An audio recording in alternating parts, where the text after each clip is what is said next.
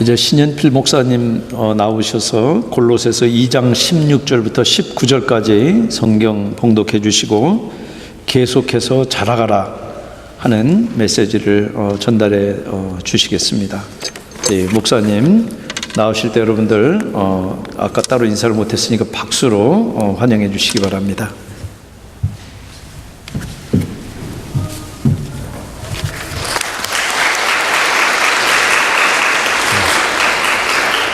반갑습니다.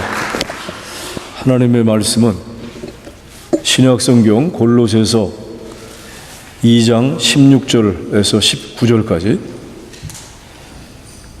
그리고 한국 베드로후서 마지막 장 마지막 2절 보도록 하겠습니다. 신약 326쪽 골로새서 2장 16절부터 19절까지. 그러므로 먹고 마시는 것과 절기나 초하루나 안식일을 이유로 누구든지 너희를 비판하지 못하게 하라. 한 절씩 교독합시다.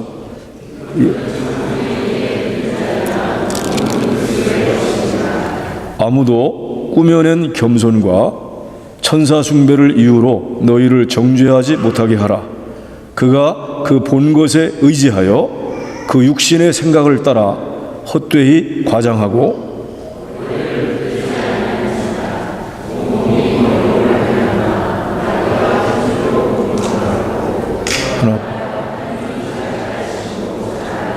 아멘.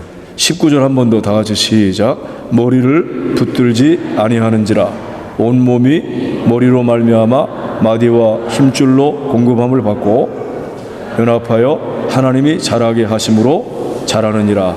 아멘. 그리고 베드로후서 3장 마지막 2절입니다. 387쪽 신약성경 387쪽 베드로후서 3장 17절 18절 제가 17절 여러분이 18절. 그러므로 사랑하는 자들아 그러나 이것을 미리 말하 이미 너희가 이것을 미리 알았은즉 무법한 자들의 미혹에 이끌려 너희가 굳센 데서 떨어질까 삼가라. 그리스도의 은혜와 그를 아는 지식에서 자라가라. 영광이 이제와 영원한 날까지 그에게 있을지어다. 아멘.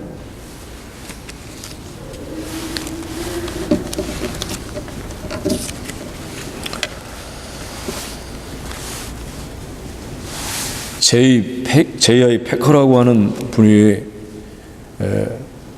God Us, Guide Us 라고 하는 중요한 책을 몇 해 전에 쓴 적이 있습니다.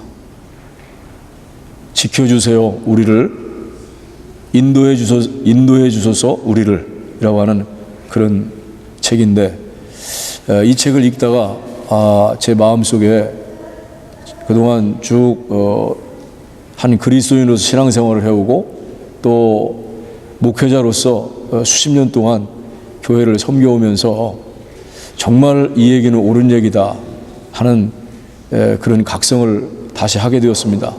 그 내용의 핵심은 우리가 하나님의 은혜로 예수를 믿어서 구원함을 받고 또 영원한 생명을 소유한 하나님의 백성이라 할지라도 이 세상에서 짧은 세월을 살아가는 동안 우리는 얼마든지 지혜롭지 못하고 어리석게 살아갈 수가 있다는 것이고 또 우리가 이 세상에 살아가면서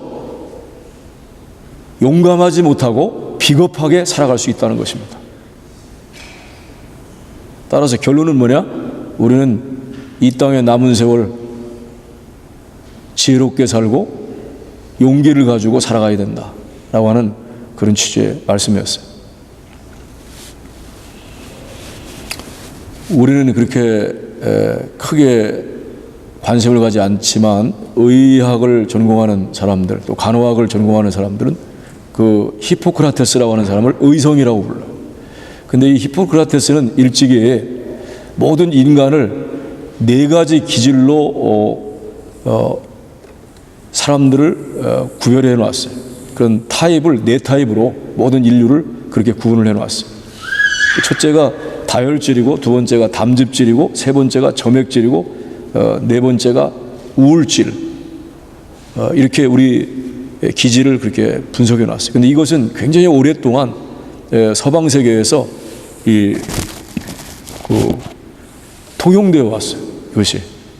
그래서 철학자 이마누엘 칸트도 이 히포크라테스가 구분한 4개의 기질을 언급을 한 적이 있고, 그 다음에 최근 들어와서 팀 라헬이라고 하는 사람이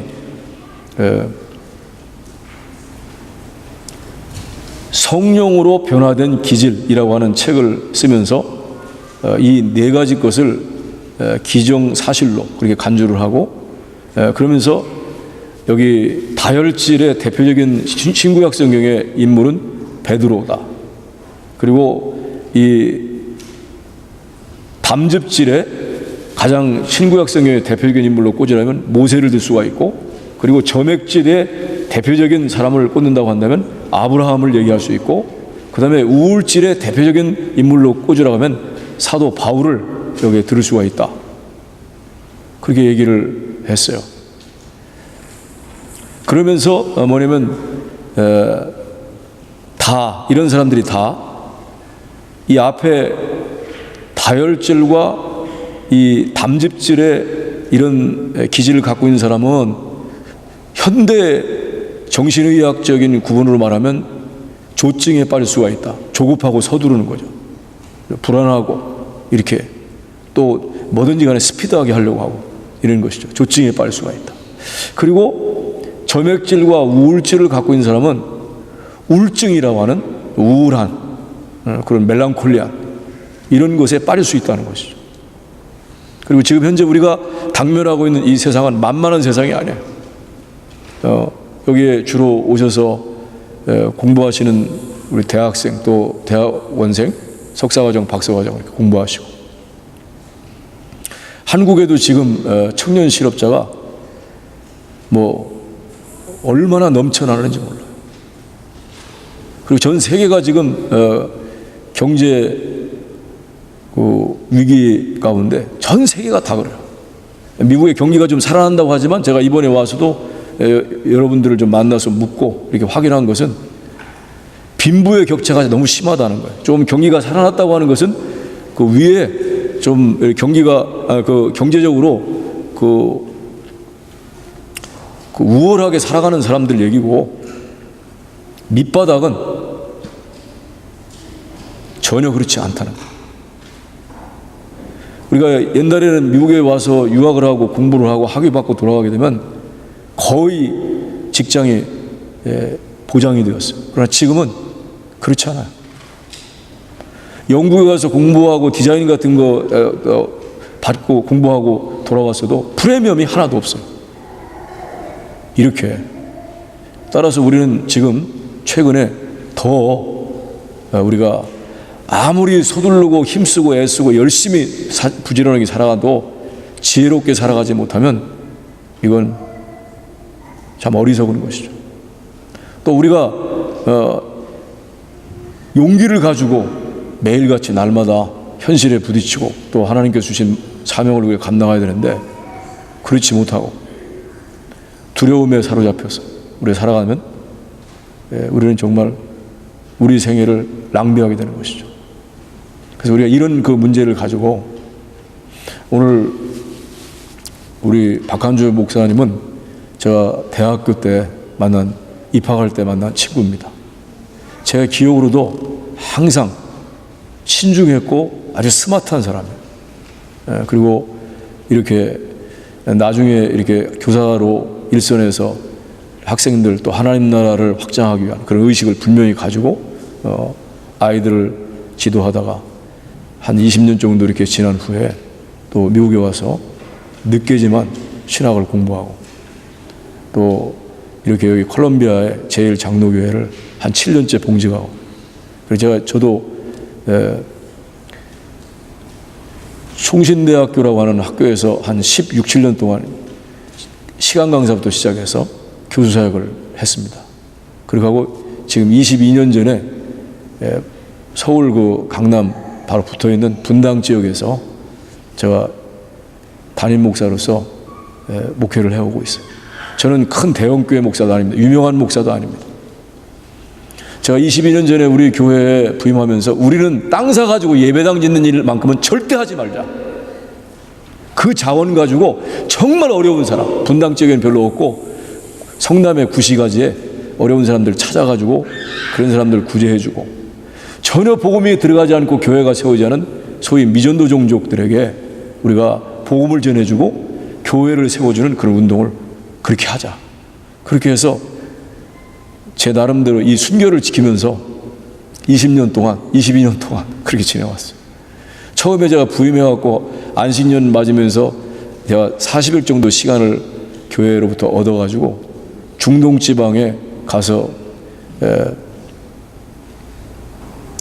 이스라엘을 중심으로 해서 뭐 터키 사도 바울이 복음 전한 그런 이탈리아 이런 지역에 가서 한 40일 동안 하고, 이번에 한 15년 만에 안식년 하지 못하다가 이번에 한 40일 동안, 한 30여일 동안 시간을 좀 얻어서, 또 마침 저희 딸이 저 알라바마 몽고메리에서 거기서 직장에 취직을 해가지고 이제 결혼을 앞에 두고 그 직장을 그만두고, 그래서 아버지 한번 와서 미국 한번 구경시켜줄 테니까 오라고. 그래서 저도 미국에 이 미전도 종족의 이 담임 목사님들 교회들을 동원하기 위해서 미국하고 카나다에 저희들이 또 중앙아시아, 카자흐스탄, 키르기스탄, 타지키스탄 이런 곳에 이 열매들을 많이 주셔가지고, 그래서 그 사역을 소개하고, 전 세계에 아직도 복음이 전혀 들어가지 않고 교회가 세우지 않은 그런 종족이 2000년대 넘어올 때, 서기 2000년 넘어올 때 약 한 3,400 종족이 됐어요. 그래서 그런 종족들 가운데 인구 10만 이상 큰 종족들, 숫자가 많은 종족들, 그런 종족들이 639개가 돼요. 그 중에서 310개가 몰려있는 데가 인도 전역에 이렇게 몰려있어요. 그래서 그런 종족들을 찾아다니면서 복음을 전하고 교회를 세워주는 그런 운동을 저희 혼자만 한 게 아니고, 이렇게 이 미국에 있는 한인교회, 또 카나다에 있는 한인교회, 그렇게 해서 동원을 하고, 그 다음에 우리 동네끼리만 한 것이 아니고 미국의 메이저 선교단체 그 지도자들과 함께 같이 협력하고 이렇게 해서 우리가 사역을 해왔습니다. 그리고 오늘 이번에 이렇게 도둑처럼 제가 우리 박안주 목사님 계시는 교회에 이렇게 왔고, 또 여러분들이 이렇게 건강한 모습을 뵙게 돼서 너무나 감사하고 기쁜 마음이 있습니다.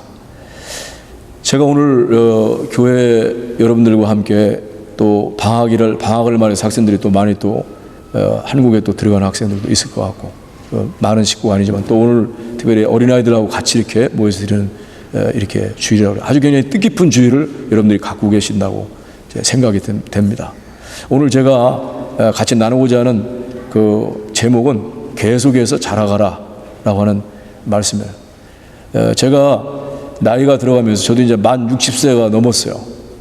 그런데 우리 자신에게 얼마나 스스로 많은 속임을 당해왔는지, 그 중에 대표적인 것이 50이 지나면, 40이 지나면, 50이 지나면, 60이 지나면 뭔가 어떤 경지에 이르고 사람이 획기적으로 변화되는 뭐가 있을 것이다. 그건 제가 60까지 살아보니까 70, 80, 90, 100살 넘어가도 그건 환상이에요. 그러니까 계속해서 우리가 깨어있지 않으면, 또 우리가 계속해서 사모하는 마음 가지고 우리 자신들을 하나님 기뻐하시는 오늘 여기 주 예수 그리스도를 아는 지식과 그 은혜 안에서 자라가라. 계속해서 자라가라. 사도 베드로가 얼마나 다혈질의 사람이었습니까? 그런데도 불구하고 나중에 하나님의 은혜 주시고 3번씩 주님을 저주하고 주님을 부인했지만 그가 쓰임을 받잖아요. 베드로전서 후서를 쓰면서 계속해서 이 삶에 대해서, 하나님을 알아가는 삶에 대해서, 주 예수 그리스도의 그 은혜와 그리스도를 알아가는, 그리스도 자신을 알아가는 지식에 대한 소중성을 계속 강조하고, 마지막에도 당부하는 말씀이 뭐냐면 주 예수 그리스도를 아는 지식과 그의 은혜 안에서 계속해서 자라갈 것을 그렇게 말씀하고 계세요. 그래서 그 주제를 가지고 말씀을 좀 드리려고 그래요. 여러분, 이 영적인 행위들과 영적인 성장은 전혀 다른 것입니다. 이걸 첫째로 말씀드리고 싶어요. 그게 무슨 얘기냐? 스피리추얼 비헤이비어스라고 하는 영적인 행위들이라는 것은 뭐를 말하냐면 이렇게 예배 드리는 거, 그 다음에 찬양을 드리는 거, 그 다음에 우리가 기도회로 모이는 거, 또 소그룹으로 열심히 우리가 그 소그룹화해서 소그룹의 모임을 갖는 거, 또 우리가 전도도 하고 선교도 하는 거, 또 우리가 세상 사람들을 위해서 우리가 섬기고 봉사하는 다양한 그 아름답고 선한 봉사들, 이게 전부 다 스피리추얼 비헤이비어스. 근데 이것과 스피리추얼 그로스, 영적인 성장은 전혀 다른 것이다. 별개의 것이다. 여러분들이 잘 아실지 모르겠습니다만은 한국 교회와 세계 교회에 영향력을 끼친 미국에 두 개의 중심 교회가 있어요. 하나는 저쪽에 그 세들백 교회, 릭 워렌 목사님이 심호하신 세들백 교회. 또 하나는 이 시카고의 빌 하이빌리스 목사님이 이끌고 나간 윌로우 크릭이라고 하는 교회가 있어요. 근데 사실 이 영향력에 있어서 윌로우 크릭이라는 교회가 더 강한 영향력을 미국 전역과 한국과 전 세계의 목회자들에게 영향력을 끼쳐왔어요. 한국은 사랑의 교회에서 오카는 목사님 심어했던 사랑의 교회에서 이제 이 리고렌 목사님의 이 모든 그 세들백 교회의 그 가르침들을 한국 교회 전역에 펼치는 에이전트 역할을 했어요. 또 빌 하이브리스의 윌로우 크릭 교회의 이 분점 역할, 에이전트 역할을 한 그런 교회가 있다면 그게 온누리 교회, 하영주 목사님, 돌아가신 하영주 목사님 교회 온누리 교회였어요. 그런데 이 빌 하이브리스 목사님이 32년 동안 자기가 쭉 목회를 하고, 그리고 거기서 나오는 뭐 문서, 또 책, 프로그램, 또 무슨 세미나, 각종 이런 내용들이 다 되면 전부 다 그것이 100% 거의 그냥 동시 통역하듯이 번역이 돼서 한국의 목회자들이 다 사용해 왔어요. 근데 이분이 이제 자기가 한 32년 동안 목회를 하면서 자기 교회의 부목사님들 두 분을 여러 해 동안 한 5, 6년 정도를 심층적으로 다 분석을 하면서, 그러면서 과연 자기들이 지금까지 해온 것이 이것이 성경적으로 이것이 올바른 것이었는가 하는 것들을 검토하기 시작을 했어요. 근데 그 검토한 결과 뭐냐? 우리는 뭔가 큰 잘못을 저질렀다. 이거를 깨닫게 되었고, 그리고 빌 하이빌스 목사님은 용감하게 자기가 그동안 목회해왔던 32년 동안의 삶을 세계가 다 바라보고 있지만 내가 큰 실수를 했다, 우리가. 그렇게 하고 그 결론을 내린 게 뭐냐? 영적인 행위들과 영적인 성장은 직접적인 관계가 없다. 이런 결론을 내린 거예요. 쉽게 제가 말씀을 다시 한번 드리면, 예배를 거룩하게 준비해서 5번 드리잖아요. 그럼 우리가 영적인 성장이 5단계로 올라가느냐? 아니라는 것이죠. 또 여러분들이 기도라든가 또 찬양이라든가 또 우리가 제자훈련이라든가 이런 것들을 잘 준비를 해서 목사님들 잘 준비하고 우리가 열심히 공부를 했어요. 그렇게 해서 제자화하는 소그룹을 우리가 10번을 했다. 그럼 10단계로 우리가 영적인 성숙이 있냐? 아니라는 거예요. 그러면 목사님, 도대체 영적인 성장, 영적인 성숙이라고 하는 스피리추얼 그로스의 기준이 뭡니까? 그렇게 말한다면 간단해요. 예수님께서 율법사가 와서 예수님께 질문을 했잖아요. 우리가 어떻게 해야 영생을 얻으리까? 이런 질문을 했고, 예수님이 너 율법에서 어떤 것이 가장 큰 계명입니까? 이걸 물었어요. 그때 예수님께서 마음을 다하고 성품을 다하고 목숨과 힘을 다하여 주 너의 하나님을 사랑하라. 그리고 또 그와 같으니 내 이웃을 내 몸같이 사랑하라. 하나님 사랑, 이웃 사랑. 이 두 가지인데요. 예배를 3번 드려 5번 드려. 그리고 나서 예배를 드리고 나서 내 마음속에 정말 하나님을 경외하고 하나님을 이전보다 더욱 뜨겁게 사랑하는 사랑이 내 마음속에서 정말 불리듯 일어나느냐. 예배를 드린 이후에 이웃을 정말 내 몸과 같이, 젊은 사람들뿐만 아니라 늙은 사람들, 건강한 사람들뿐만 아니라 병든 사람들, 많이 배운 사람들뿐만 아니라 무지한 사람들, 잘 사는 사람들뿐만 아니라 정말 가난한 사람들을 향해서 내 마음이 열려서 그들을 사랑하고 있느냐. 이건 아니라는 거죠. 그러면 꽝이라는 거야. 예배를 수백 번 드려, 찬양을 수천 번 드려, 기도회를 소그룹을 뭐 성경을 몇 권 독파했다? 몇 번씩 봤다? 소용없다는 거예요. 여러분 그렇지 않습니까? 그게 없다면. 그래 저도 저희 교회에서 이런 반성을 하게 된 거예요. 불과 얼마 전부터. 그래서 이 말씀을 드리고, 우리가 그렇다고 해서 지금 예배라든가 무슨 찬양이라든가 또 소그룹이라든가 또 우리가 뭐 헌신하는 헌물을 하나님 앞에 힘있게 드린다든가 선교하고 또한 구제하고 또 다른 여러 가지 다양한 우리 사회, 지역사회에 필요한 그런 봉사활동을 하는 게 필요가 없다, 그 얘기가 아니죠. 정말 이 모임을 하면서, 이 모임을 준비하면서, 이 모임을 통해서 하나님을 사랑하고 내 이웃을 내 몸같이 사랑하는 것으로 내가 변화되고, 근본적으로 내 태도가 열리고 내가 그렇게 움직이고 내가 그렇게 삶이 그렇게 들여질 때, 할렐루야, 그럴 때 이게 진정한 영적인 성장과 성숙을 가져오는 것이다.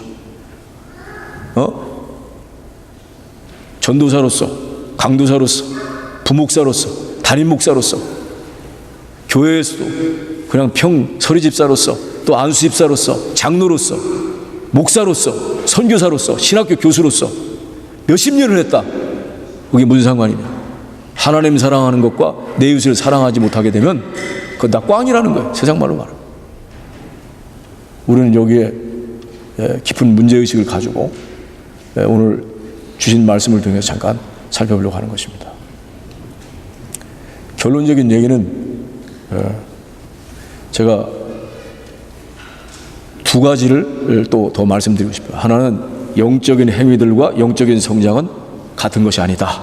그러니까 항상 영적인 성장, 영적인 진정한 성숙이 일어날 수 있도록 내가 모든 예배라든가 모든 신앙적인 그 영적인 행위들에 내가 준비하고 참여해야 되겠다. 늘 이런 자세를 갖고 우리가 임하면 좋겠고요. 두 번째는 게으름을 물리치라라고 하는 말씀을 드리고 싶어요. 게으름을 물리치면서 신앙생활을 하십시오, 이 얘기를 드리고 싶어요. 칼바르트라고 하는 유명한 신학자가 있어요.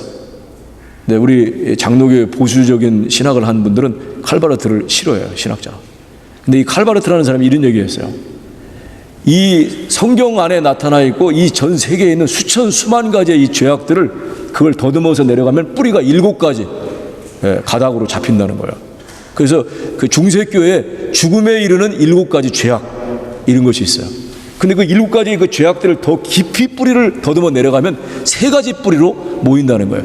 그게 바로 뭐냐면, 첫째는 교만, 두 번째는 부정직 혹은 위선, 세 번째는 게으름 혹은 태만, 이걸 말하는 거예요. 우리가 겸손합시다. 하나님이 겸손한 자에게 은혜를 주십니다. 우리 교만하지 맙시다. 늘 우리가 목사님의 메시지를 통해서 성경을 읽으면서 우리는 이걸 많이 배웠을 거예요. 그다음에 두 번째도 우리가 위선을 떨지 말자, 외식하지 말자, 거짓말하지 말자, 우리가 진실하자, 성실하자, 이런 얘기를 우리가 이 말씀도 많이 들었을 거예요. 근데 게으름과 태만에 대해서 제가 조금 더 말씀을 드리려고 해요. 정말 성경적인 게으름, 성경적인 태만을 뭐라고 말하는가? 밤새도록 공부했어요. 아침에 주일날 예배에 우리 여기 오후 1시 30분에 드리지만은, 근데 오전에 11시 예배 드린다. 그런데 시간을 놓쳤어요. 늦게 왔어요. 출근하는데 좀 늦었습니다. 이 사람은 게으른 사람입니까? 성경은 그거 갖고 게으름이라고 안 해요. 성경이 게으름, 특히 잠언서에서 게으름을 규정하는데, 이것도 얼마 전에, 몇 해 전부터 제가 큰 충격적인 그런 충격을 받으면서 깨닫게 된 것인데, 성경이 말하는 게으름은 3가지를 얘기하고 있어요. 첫째는 뭘 게으름이라고 하느냐 하면은, 막연한 기대를 갖고 사는 거예요. 뭐 오래 이렇게 뭐 열심히 이렇게 살다 보면 막연하게 어떻게 잘 되겠지, 인 거예요. 매일같이 또 일주 간격으로 또 한 달 간격으로 1년 간격으로 무슨 계획을 세우고 플랜을 짜고 프로젝트를 설정하고 이런 거 있잖아요. 이런 건 전혀 관계하지 않고 굉장히 믿음이 좋은 것 같아요. 근데 막연한 기대를 갖고 사는 거 있죠. 이건 성경이 뭐냐면 게으름이라고. 두 번째는 두려움에 딱 사로잡혀서 내가 뭐를 본격적으로 진취적으로 이렇게 하여나가지를 못하는 거예요. 왜 두려움이, 그래서 이 성경의 말씀에 이런 게 있어요. 저 길에 사자가 있다, 저 골목에 모퉁이에 사자가 있다. 그러니까 안 나가고 가만히 숨어 있는 거예요. 우리가 다른 나라의 단기 선교팀들을 끌고 우리 교회 성들이 가게 될 때, 야, 비행기 타고 가다가 그 비행기 낡은 거 그 공산권에서 떨어지면 어떡할까, 떨어져서 죽으면, 거기서 이 사태가 생기면 교회가 어떻게 할까, 이런 생각들을 가지면 한 발자국도 못 나갈 수 있어요. 한 발자국도 못 나가요. 그렇죠? 우리는 이 두려움이라고 하는 것은 여러분 항상 우리 마음속에, 두려움은 우리가 싸워야 될 아주 중요한 이런 영적인 문제예요. 그렇죠? 네. 마치 얼어붙는 것과 같고 완전히 우리가 중풍이 오는 것 같이 마비되는 거예요. 그게 뭐냐면 두려움이에요. 제가 오픈도어의 지도자 중에 한 사람이 한국을 여러 해 전에 다녀왔어요. 근데 그분이 은퇴하시는데 자기가 책 한 권을 쓴대요. 그래서 책을 어떤 주제로 쓰고 있습니까? 이렇게 여쭤보니까 저한테 딱 너무나 충격적으로 들렸어요. Fear, 두려움이다. 왜 우리한테 두려움이 오느냐? 뭐를 새로운 걸 시도하려고 해도 부작용이 일어날까 봐, 실패할까 봐, 이런 게 주원이네요. 그래서 계획을 세우고 시도도 안 하는, 이걸 게으름이라고. 그리고 세 번째는 뭐냐면 무슨 일이든지 자기 혼자서만 하려고 하는 사람. 똑똑한 사람일수록 이렇게, 능력 있는 사람일수록 이렇게 할 수 있어요. 근데 성경은 이런 사람을 가르쳐서 게으른 자라고 말하고 있어요.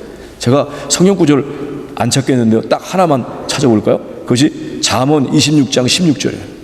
이건 하나 꼭 여러분들 찾아보세요. 그리고 여기에 뭐라고 말하는 거예요? 잠언 26장 16절 한번 찾으셨으면 우리 한번 다 같이 시작. 아직 못 찾으셨어요? 잠언 26장 16절. 자, 찾으셨으면 다 같이 한번 시작.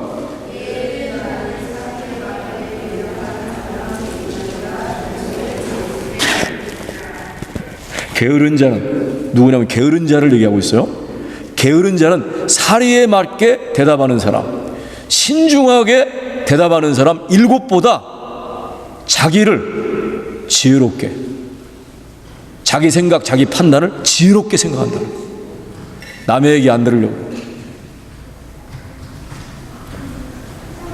목사님 같으면은요, 자기 혼자만 성경 연구에서 말씀을 전하려고 그래.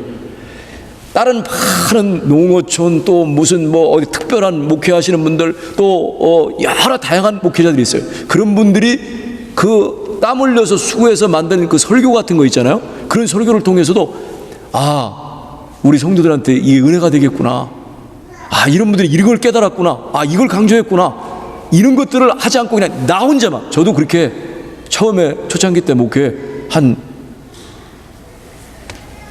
10년 이상을 그렇게 해왔던 것 같아요. 주석도 안 보고, 남 주석도 안 보고, 그냥 어떻게 하면 할 수 있으면 내가 보고, 내가 읽은 책하고, 그 다음에 내가 성경 읽고, 내 독창적으로 설교하겠다. 지금은요, 다른 분이 설교한 것 가운데, 야, 내가 준비한 것보다 이건 진짜 은혜로운 설교다, 너무 감사하다, 내가 은혜 받고, 우리 성도들이 이거 틀림없이 같이 나눠야 될 말씀이다 하면 그 말씀 과감하게 인용도 해요. 그리고 그 말씀을 전해요. 제가 좀 적용이 조금, 제가 목사이기 때문에 그렇게 지금 노골적으로 적용을 시켰는데요, 우리가 일을 할 때요, 뭐든지 다 마찬가지예요. 남의 얘기를 안 듣는 거예요. 사리에 맞게 대답하는 사람 7사람들보다 자기 판단, 자기 생각을 더 옳게 여기는 거예요. 더 자기를 지혜롭게 생각하는 거예요. 그러니까 안 듣는 거예요. 벌써 이 중국에 들어가서 있죠. 중국의 이 여러 가지 자료에 대해서 다 중국어로 번역한 작업들이 있어요. 뭐 예를 들면 우리가 사도신경이라든가 주기도문이라든가 또 좋은 성경 공부 교재라든가 이런 것들을 다, 이걸 다 번역을 했어요. 근데 어떤 사람은요, 그런 걸 전혀 도외시하고 자기는 가서 7년인가 8년인가 9년인가 시간 잡고 그걸 번역을 하는 작업을 했어요. 이미 벌써 번역은 10년 전에 다 끝냈어.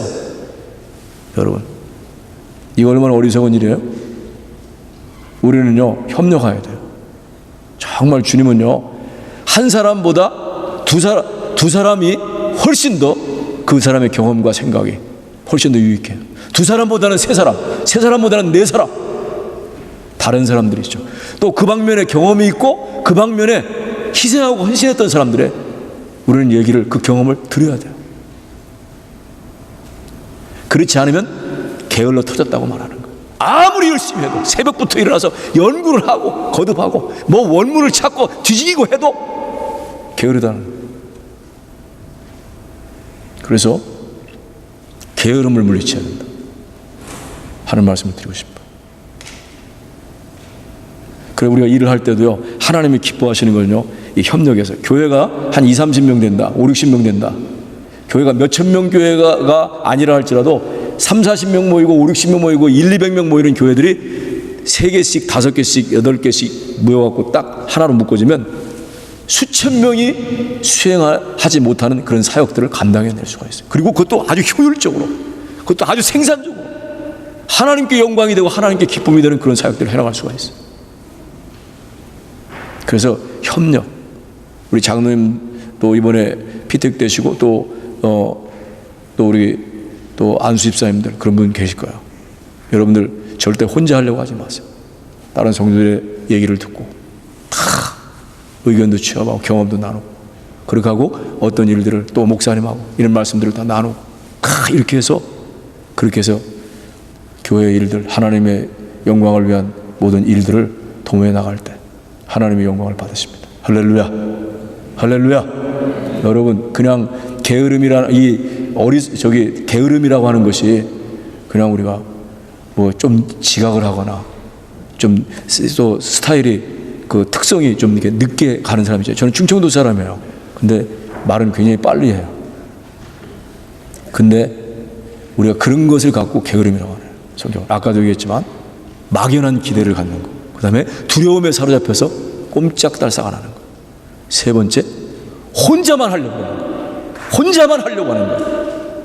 오늘날 이런 사람들이 너무나 많아, 이런 목회자들이 너무나 많아요. 한국교회에 제가 이렇게 다녀보면. 그러면서 제가 지난 20년 동안 이렇게 서로들 협력하고 이렇게 파트너십으로 네트워크를 하고 파트너십으로 그렇게 해서 하나님 기뻐하시는 그런 일을 향해서 나갈 때 너무너무 기쁨으로 지나간 20년 동안 저는 너무너무 기쁘게 감사함으로 그렇게 사역을 했어요. 그렇게 하는 가운데 수많은 병원들도 붙여주시고, 병원의 의사 선생님도 붙여주시고, 또 기업하시는 분들도 붙여주시고,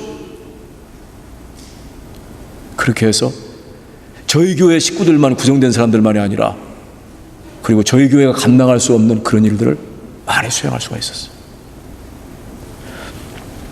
마지막으로 드리고 싶은 것은 어떻게 계속해서 우리가 자라갈 수 있을 것이냐 하는 이 문제예요. 우리가 이 요한복음에 보면요, 이 요한복음 15장에 보게 되면 나는 포도나무에 너는 가지다.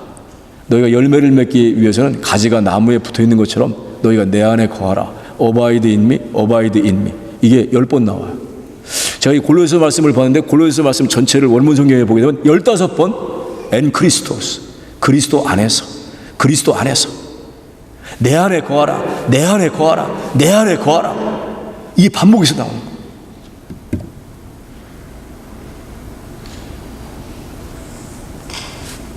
우리가 어떻게 해서 계속해서 자라날 수 있느냐. 찰스 스펄전 목사님을 여러분들이 많이 들으셨을 거예요. 처음 신앙생활 하는 분들, 목사님들이 주로 자주 인용하는데, 근데 찰스 스펄전 목사님이 스승처럼 그렇게 받들고 했던 영적인 지도자가 있어요. 토마스 왓슨이라고 하는 분인데, 근데 그분이 쓴 책을 제가 보는 가운데 이런 그 부분이 있었어요. 거룩함 가운데서 우리가 하나님을 닮아가기 위해서 우리가 어떻게 해야만 되는가? What shall we do to resemble God in holiness? 거룩함 속에서 어떻게 하나님을 닮아가기 위해서 우리가 무엇을 해야만 되는가? 우리는 무엇을 해야만 되는가? 세 ga지다. 첫째, have recourse to Jesus Christ's blood by faith. 믿음으로 말미암아 그리스도의 보혈을 계속해서 의지하라는 거예요. 이게 첫 번째. 두 번째는 pray for holy heart. 거룩한 마음을 위해서 계속 기도하라는 것이고, 세 번째는 뭐냐면 거룩한 사람들과 계속해서 걸어가라는 거예요. 저는 이 세 가지를 가지고 몇 년 동안 이걸 묵상을 하고, 그리고 여기서 은혜를 너무나 많이 받았어요. 여러분, 제가 신학대학교에 들어가가지고 읽은 책 가운데 터툴리안이라는 초대 교부가 있는데요, 이분이 무슨 얘기냐면요, 우리가 이 세상에 살면서, 성도가 이 세상에 살면서 딱 한 가지 것은 처음부터 끝까지 회개하는 것밖에 없다는 거예요. 이 말을 듣고, 야, 이 사람은 너무 비관적이고 너무나 부정적인 그런 신앙을 갖고 있는 사람이 아닌가 그랬어요. 근데 세월이 지나가면 지나갈수록 제가 이 나이가 먹으면 이 나이까지 오면서 깨닫는 것은 뭐냐면, 야, 터툴리안의 말이 옳은 것 같다. 찬송가에 나 행한 것 죄뿐이니, 성령 충만하고 뭐 하나님께 영광 돌리고 이웃을 사랑하고, 그런 것보다 돌아서 보게 되면 내가 얼마나 이기주의자인가, 얼마나 내가 탐욕적인가, 내가 얼마나 정욕적인가, 이런 모습을 갖게 되는 거예요. 발견하는 거예요. 제가 신학교 교수로 어느 학교에서 제가 학생들을 지도하고 이렇게 오는데요, 그 학장님이 미국 분이었어요. 근데 이분이 안식년 맞이하고 영국에 가고 청교도들 시대의 책들을 이 수백 권을 보내왔어요. 근데 그 수백 권을 봐갖고 그걸 쭉 이렇게 훑어봤어요. 훑어보는데, 며칠을 보는데 제가 아주 진짜 충격을 먹은 그런, 그리고 제가 그 이후부터 많이 변화됐어요. 제가 그게 바로 뭐냐면 또 Doctrine of Repentance라는 책인데요, 토마스 왓슨이 쓴 거였어요. 회개론이라고 하는 책이었어요. 그 책에 이렇게 얘기하고 있어요. 우리가 이 세상에 살아가면서 하나님의 다양한 은혜, 크고 작은 은혜를 우리가 받고 사는데, 그 중에 가장 위대한 은혜가 두 가지 있다. 하나는 뭐냐? 하나는 회개하는 것이고, 또 다른 하나는 믿음이다. 회개와 믿음이라는 이 두 개의 날개를 가지고 우리는 천성을 향해서 마지막까지 올라간다는 거예요. 회개는 율법이 아니고 복음이다. 구약에도요, 하나님 말씀대로 다 말씀을 다 얘기하지만 이 말씀대로 지켜서 살지 않을 것이다. 이스라엘 백성이 가나안 땅에, 약속의 땅에 들어가거든. 그래갖고 너희들이 다 뿔뿔이 전 세계 땅 끝과 하늘 끝까지 다 흩어지게 될 것이다. 그러나 너희가 이걸 기억하고 나를 기억하고 하나님께 회개하고 돌아오면 다시 어디에 있다 할지라도 다시 너희들을 다시 모아서 내가 너희들에게 주었던 약속의 땅으로 돌아오게끔 하고, 이전보다도 내가 너희에게 복을 주겠다. 이게 신명기서에 나와요. 그러니까 회개는요, 정말 복음이에요. 회개는. 그래서 그 신구약 성경 전체를 다 주석을 써 내려간 사람이 전 세계 20명도 안 될 거예요, 채. 근데 그 중에 한 분이 우리나라의 박윤선 박사님을 계셨어요. 근데 박윤선 박사님이 83세인가 되었을 때 수많은 제자들이죠, 신학교 교수들 있고 목사님들, 기라성 같은 분이 있는데 그 앞에서 이렇게 말씀하셨어요. 여기 83년 된 죄덩어리가 여기 있습니다. 하나님 앞에서 그렇게 얘기했어요. 오늘 우리는요, 죄덩어리예요. 죄덩어리. 그래, 성경을 통해서 우리 내가 허물과 죄악이 무엇인가를 깨닫죠. 발견하죠. 근데 이 발견한 죄악과 깨닫는 죄악을 씻는 것 자체는 뭐냐? 예수 그리스도의 대속의 보혈밖에 없어요. 믿습니까? 할렐루야. 그래서 우리는 늘 주님의 보혈을 바라고, 여러분들 찬송 있죠? 보혈을 지나 그 찬송이 있죠? 너무너무 귀한 찬송. 그래서 늘 우리는 주님을 늘 바라보면서 십자가를 바라보는 거예요. 십자가를 바라볼 때 나를 대속해서 죽으신 주님의 그 보혈을, 보배로운 피를 우리가 늘 의지하는 것이죠. 두 번째는 자기 거룩한 마음을 위해서 기도하라는 거예요. 기도가 얼마나 중요한지 몰라요. 19세기에 스코틀랜드의 이 신학자 가운데 포사이스라고 하는 사람인데, 이 사람이 이렇게 얘기했어요. 하나님과의 관계에 있어서 하나님과의 관계를 맺는 극치가 뭐냐? 기도다. 그랬어요. 그리고 청원, 요청을 중심의 기도가 아니라 관계 중심의 기도로 우리는 바꿔줘야 된다. 그렇게 얘기했고요. 하나님의 형상을 창조하는 것도 기도다. 기도는 우리 그리스도인들의 삶의 수단이 아니라 삶의 목적이다. 이렇게 얘기를 했어요. 기도가 얼마나 중요한지. 한 해가 지나게 되면요, 목사로서 내가 지난 한 해 동안 더 기도를 믿음으로 더 할 걸. 이게 후회가 돼요. 그래서 내가 하나님 영광을 드리고 기쁨이 되는 그런 일을 더 많이 못했다. 그런 회개를 하게 돼요. 여러분, 혹시 한국 동영상에 조지 밀러의 기도 일생에 대한 것이 쫙 나온 게 있어요. 한번 들어가서 한번 보세요. 굉장히 유익을 주고, 어떻게 평생 그가 믿음과 기도를 가지고 평생을 그 어려운 시대에 수천 명의 고아뿐만 아니라 거기는 나오지 않지만 수많은 성경 번역하고 수많은 선교사를 보내는데 그 재정들을 다 사람 의지하지 않고 하나님만 의지하고 그가 했어요. 기도도요, 기도하고 일하고 또다시 기도하고 또다시 일하고 또다시 기도하고 또다시 일하고, 일과 기도와 일 계속해서 그렇게 나갈 때 하나님이 놀라운 역사들 이루시는 것을 고백하고 있어요. 자기는 기도를 한 것이 살아계신 하나님을 증거하기 위해서, 생생한 하나님을 증거하기 위해서 자기는 자기의 기도의 응답을 자기는 소개한다고 그렇게 얘기했어요. 여러분, 기도하는데 우리 거룩한 마음을 위해서 무릇 지킬 만보다 내 마음을 지키라. 무릇 지킬 만한 것 중에서 더욱 내 마음을 지키라. 생명의 근원이 여기서 난다. 이렇게 말씀했어요. 내 마음을 지키기 위해서 우리는 마음을 계속 지켜나가는 것이 굉장히 중요해요. 이걸 위해서 기도할 때 하나님의 도우심이 있어요. 그리고 세 번째는 뭐냐면, 우리가 이 성령 안에서 우리가 믿음의 형제 자매들과 함께 같이 걸어가라는 거예요. 함께 걸어가라는 거예요. 제가 우리 76년도에 입학을 했는데요, 최근 작년인가 재작년인가 이렇게 카톡방을 만들어가지고 미국의 절반 또 한국의 절반 이렇게 우리 친구들이 이렇게 있어요. 근데 거기에 이제 40년이 지나고 나서 그 카톡방 만들었는데요, 그 카톡방에 말씀을 묵상하고 또 중요한 내용들, 기도 제목 이런 것들을 다 올리는데요, 처리를 날카롭게 한다고 너무너무 기쁜 거예요. 제가 소식을 다 접하고. 여러분, 우리는 함께 가야 돼요. 거룩한 사람들과 함께 계속해서 걸어가요. 이게 우리가 주님 앞에 설 때까지 우리가 은혜 안에서 자라가는, 주님 하나님을 닮아가는 아주 중요한 일이에요. 소그룹에서 다른 사람들의 얘기를 경청하세요. 또 우리 신앙의 선배들의 얘기를 들으세요. 조언을 들으세요.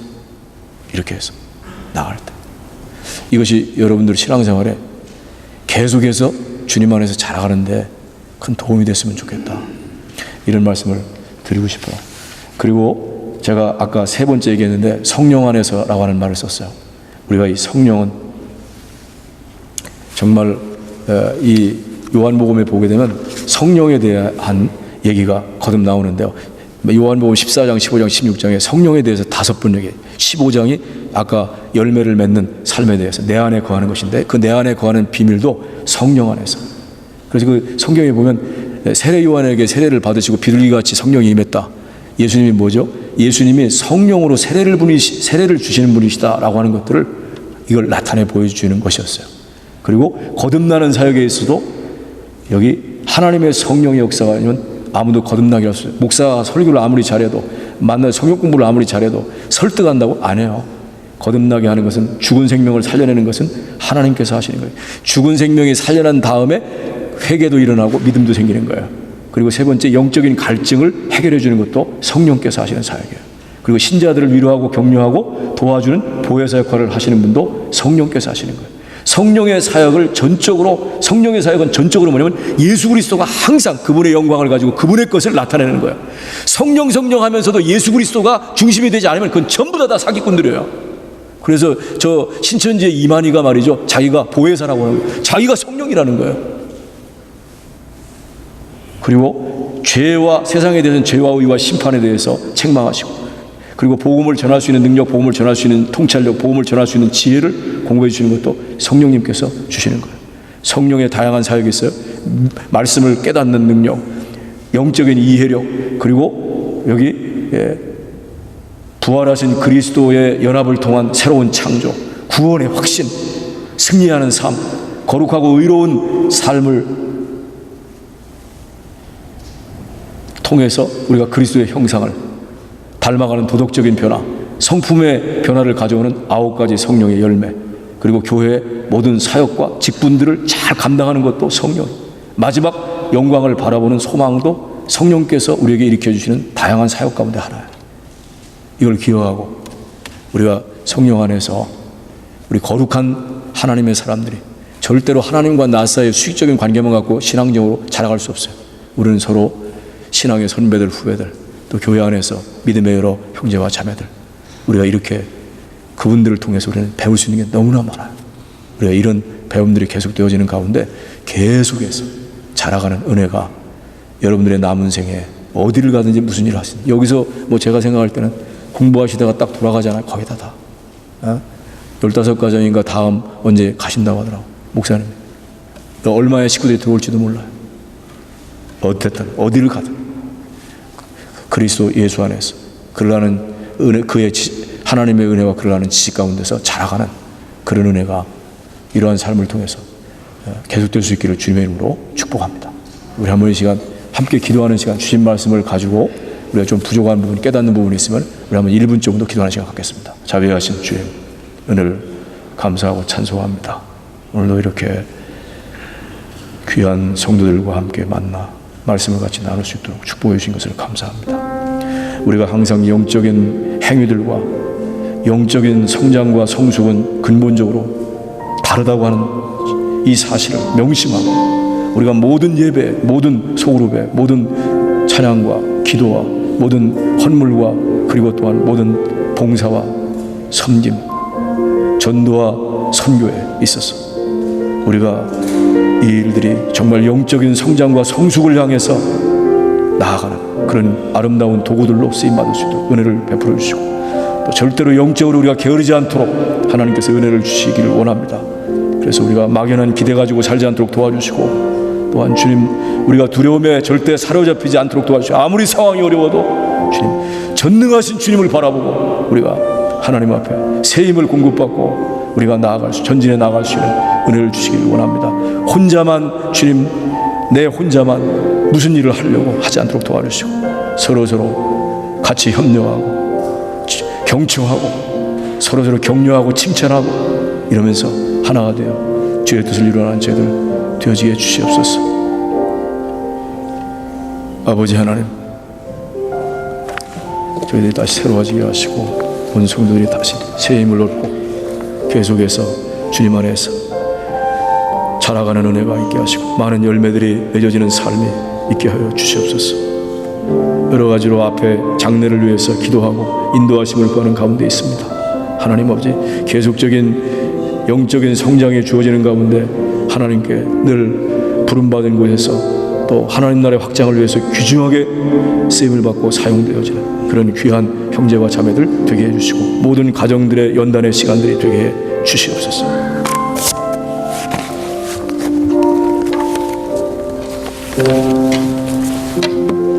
찬송 한 장 드리겠습니다. 나의 생명 되신 주 380장 찬양 드리시고 제가 축도함으로 마칩니다.